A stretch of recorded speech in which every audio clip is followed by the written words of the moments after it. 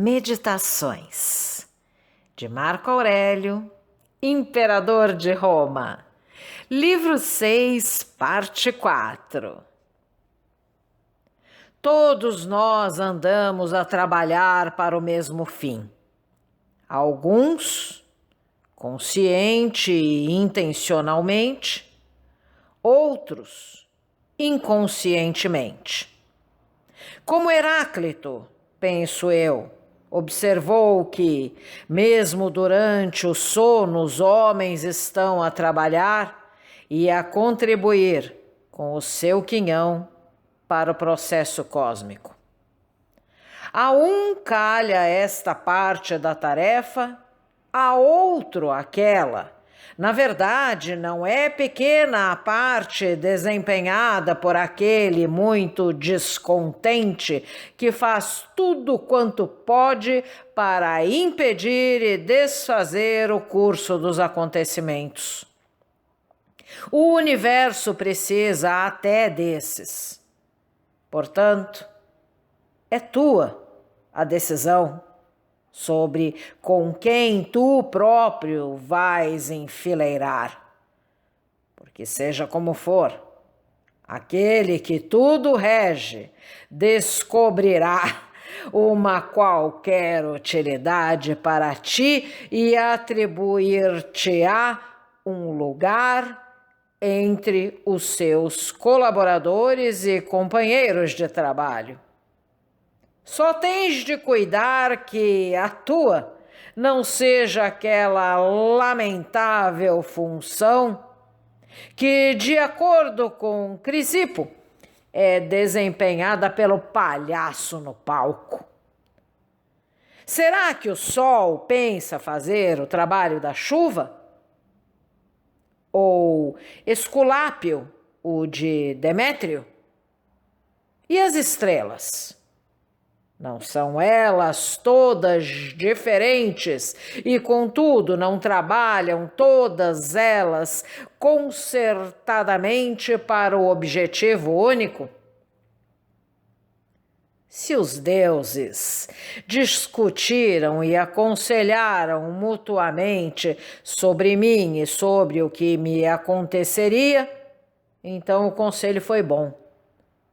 Pois seria difícil conceber um aconselhamento insensato da parte da divindade.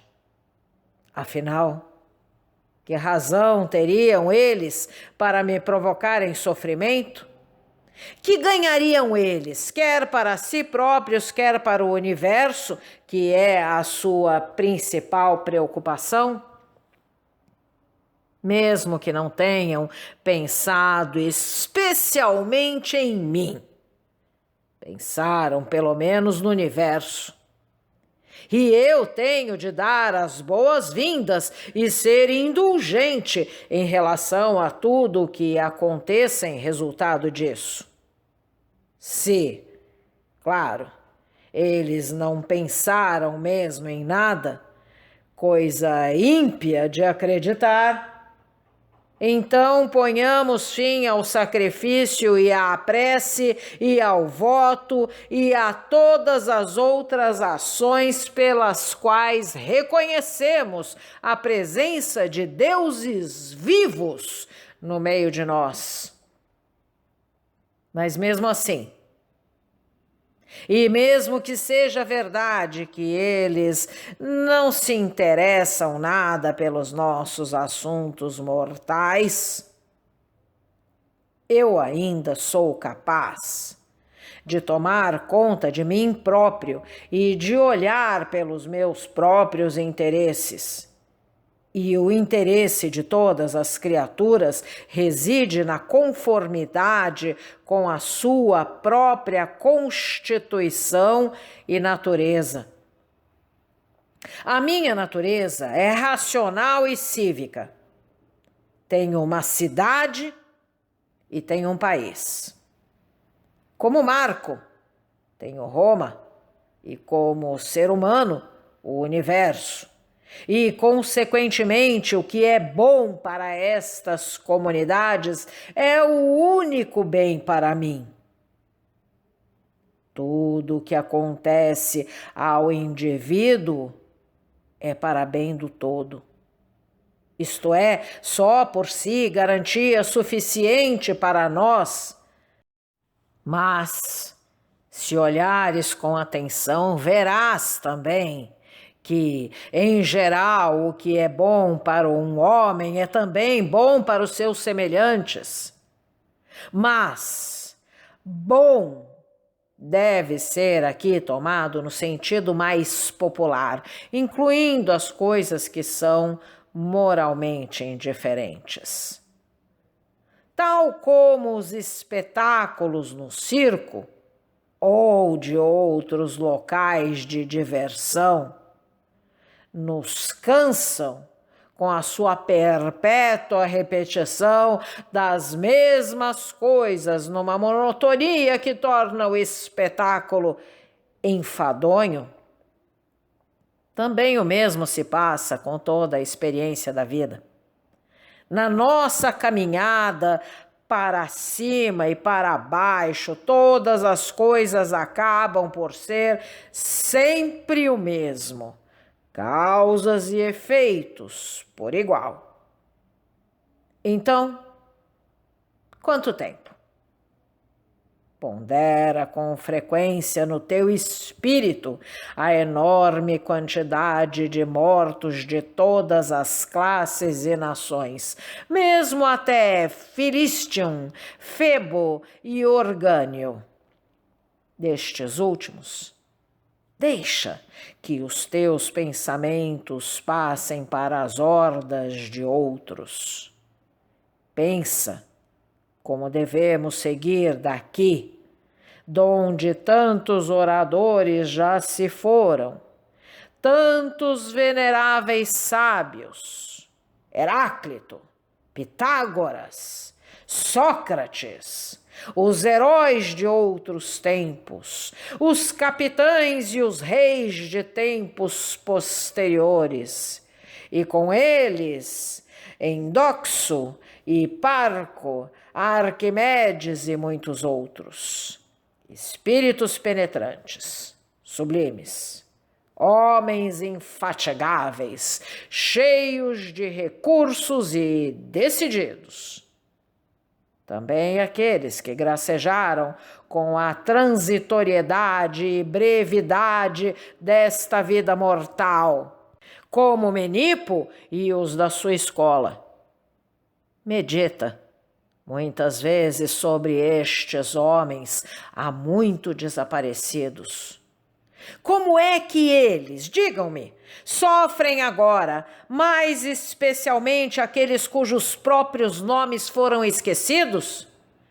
Nesta vida, só uma coisa é preciosa: viver os nossos dias em verdade e em justiça, e em caridade, mesmo para com os falsos e os injustos. Quando te apetecer um tônico para te animar, pensa nas boas qualidades dos teus amigos, a capacidade de um, a modéstia do outro, a generosidade de um terceiro e por aí afora. Não há remédio mais seguro para o desânimo do que ver os exemplos das diferentes virtudes que os caráteres daqueles que nos rodeiam tão claramente patenteiam. Mantém-nos bem diante dos olhos. Aborrece-te o fato de pesares só uns tantos quilos em vez de 80? Por que então afligirmo-nos por viver só uns tantos anos e não mais? Uma vez que estás satisfeito com a medida da substância que te foi concedida, faz o mesmo em relação à medida do tempo. Tenta convencer os homens pela persuasão, mas age contra a sua vontade se os princípios da justiça, assim mandarem. E se alguém usar da força para te impedir, segue uma via diferente. Deves resignar-te sem angústia e transformar o obstáculo numa oportunidade para o exercício de outra virtude. Lembra-te de que a tua tentativa esteve sempre sujeita a reservas. Tu não estavas a apontar para o impossível. Então, para quê? Simplesmente para a tentativa ela própria? Nisto conseguiste, e com isso atingiste o objetivo da tua existência. O homem de ambição pensa encontrar o seu bem nas atuações dos outros. O homem do prazer nas suas próprias sensações. Mas o homem de compreensão nas suas ações. Tu não és obrigado a formar uma opinião sobre este assunto que tens pela frente, nem a perturbar a tua paz de espírito. As coisas em si mesmas não têm o poder de te arrancar um veredito. Habitua-te a prestar muita atenção ao que os outros dizem e tenta o mais possível entrar no espírito de quem fala. O que não é bom para a colmeia também não o é para a abelha. Se a tripulação resolveu caluniar o seu timoneiro, ou os doentes, o seu médico, haverá mais alguém a quem eles deem ouvidos em seu lugar. E como é que esse outro seria capaz de garantir a segurança dos marinheiros ou a saúde dos doentes? Quantos daqueles que vieram ao mundo comigo não o deixaram já? A um homem com icterícia, o mel parece amargo. A alguém mordido por um cão raivoso, a água causa horror. Para as crianças, uma bola é um tesouro valioso. Então, por que cedo eu a cólera? Porque poder-se-á supor que o pensamento errado de um homem tem menos efeito sobre ele do que a bilis na icterícia ou o vírus na hidrofobia?